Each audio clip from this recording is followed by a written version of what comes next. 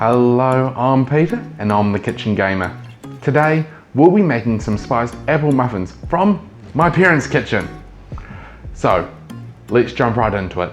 In a bowl, add 1 cup of self-raising flour, 1 cup of fine rolled oats and half a cup of brown sugar. Now add 2 teaspoons of mixed spice, 2 teaspoons of cinnamon, half a teaspoon of ground cloves, half a teaspoon of baking soda and a pinch of salt.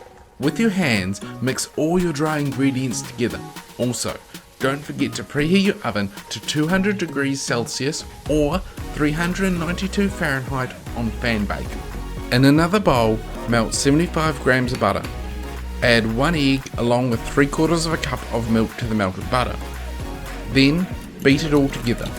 You'll need 1 pressed cup of grated apple, and that's roughly 1.5 standard apples. Pour the liquid from the bowl into the dry ingredients along with your grated apple.